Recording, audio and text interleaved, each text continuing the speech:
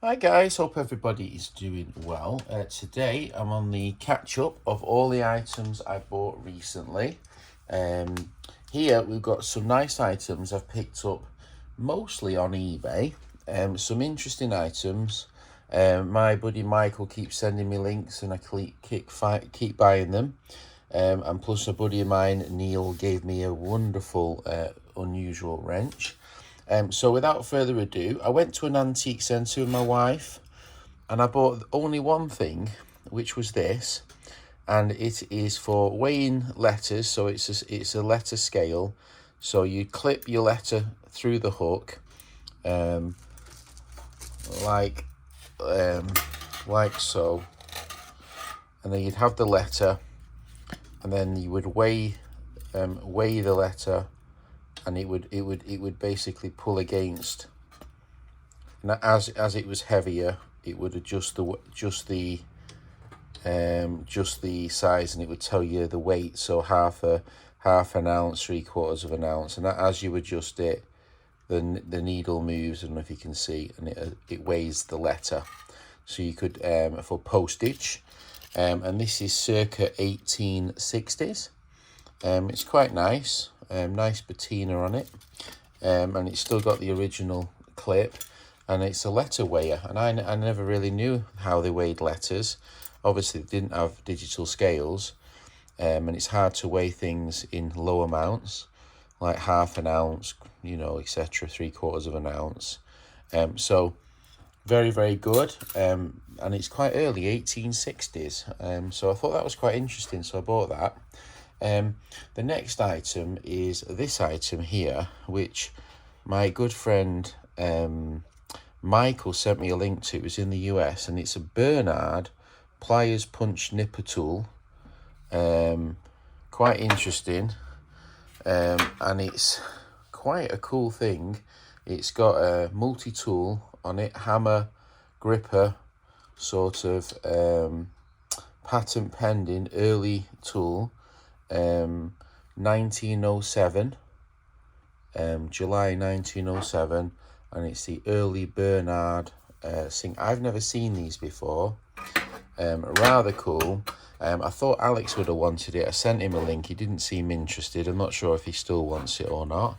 But very cool nonetheless. Bernard pliers. And they were from the US. Thought they were quite cool. Also, Michael sent me a link to this, which is a bit of a multi-tool. It's a tape measure coming out the bottom. It's a scale with a clip what comes down, and you can weigh things just a little bit like the sort of early letter scale, and it's just an interesting little thing. I mean, I've never seen anything quite like it, but it's cool nonetheless. I thought it was interesting. I bought this on eBay, which is an unusual Belgium design. And what's really unusual is that it's got the jaws on it for pipe jaws. You can either clip them on the back and use it as a parallel spanner, or you can clip them on and turn it into a pipe spanner. Cool item. Not really seen one of those for a while. I bought this from my friend Leslie. It's a little Brit tool, but with unusual stamping on it. I thought it was rather cool. Broad arrow. And it's stamped up Brit Tool Sweden, and the way it's been stamped is quite aggressive. The way it's been stamped, a little spanner. So that's going to Leslie. And then this one here is one of my favourite items. This is a patent spanner with a lever nut at the back. It's cast, which make me indicate that it's not a shop project. It's maybe an early patent spanner. And the fact it says patent indicates it's British. And then you can adjust the size, and the teeth will grab, and you do the wing nut at the back, and it will adjust just as so. And I think it's quite a fascinating design, cast spanner. Don't know much about it at the minute, but I do have some patent drawings, so I might take a chance, have a look through and see if I can find something similar to but I suspect that's very early and quite an unusual item. Michael again sent me a link to these anvils. This one's not very interesting to me, just cast and over polished, but I really liked the double bit anvil with the stand, and it's got a hardy hole and a pritchett hole, and it's got two different types of horn anvils, and it's rather nice chunky base and a quite nice patina to it, not over polished, and I just like that. I just thought it was a nice, you don't see them too often with a heavy base like this, and it wasn't a lot of money, so thanks Michael again. I bought this original 10-inch Ghidorah chrome fishtail wrench. I'm not sure if Alex wants that one as well, but yeah, quite interesting items, and I was quite pleased with what I found on eBay. Little purchases here and there, but the absolute star of what I've bought is this one here, and this is a wonderful Wind Timmins. Let me just zoom in on it. Wind Timmins, 1867, I believe it is, 1867, patented British adjustable wrench with the nut. I do have one, Wind Timmins, with the nut as well, which adjusts the spanner, early Clyburn type, and it's just fascinating to me to be able to have two sizes of such a rare spanner. This is very early British patent indeed. Very, very special spanner. So I was super happy to find that indeed, and I'll show you now the patent. So this is Ron's second book, 1867. John Palmer and his two sons took the patent out, and it was Wind Timmins, does it say? Branded, and here's the patent for it from 1867, and this is a 12-inch Wind Timmins in the book, and I have, I think, a 10 and an 8, which I believe, which is quite cool. Where's my tape measure? I think this one, maybe. No, that's not it. Anyway, I'm pretty sure that's an 8 and a 10-inch. So there's a 12-inch out there, which is interesting as well. I'm not sure who owns this 12-inch one, but it would be very cool to have the three together with the three sizes.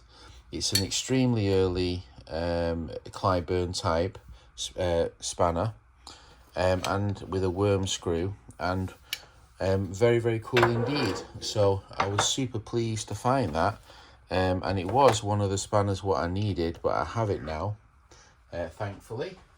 I have two of them, so I doubly have it, so we can cross that one out as a win. But yeah, really, really cool. So I was quite pleased with that. Quite an exciting example of an early British spanner, and good spanners like that very seldom come available. Maybe you're talking 3 or 4 a year if you're lucky. The rest of them are more run-of-the-mill. This one is interesting, but I don't know much about it, but it's certainly an interesting design.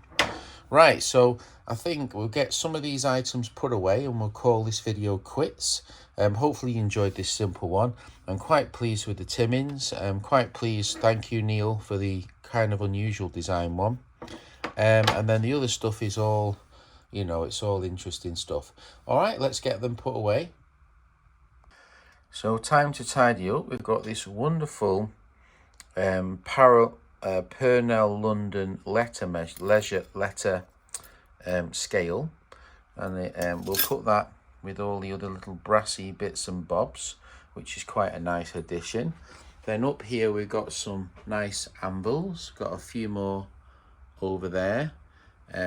Got like an anvil, and I think we can stick that one in there, maybe adjust it a little bit. So we got, you don't get too many double horn anvils, nice examples. So yeah, that's a nice addition to the little anvil collection.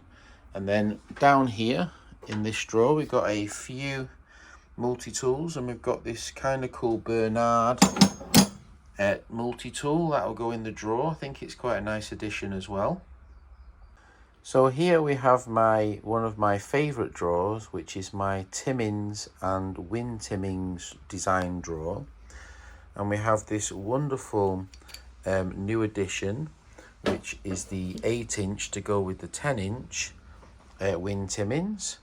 And really pleased to add that to the collection. The drawer is really coming along nicely. It's always nice to add something new and fantastic to the collection.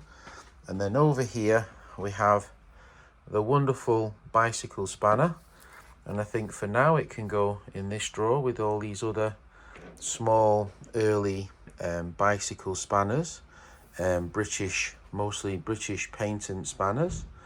So yeah, rather nice addition to the collection.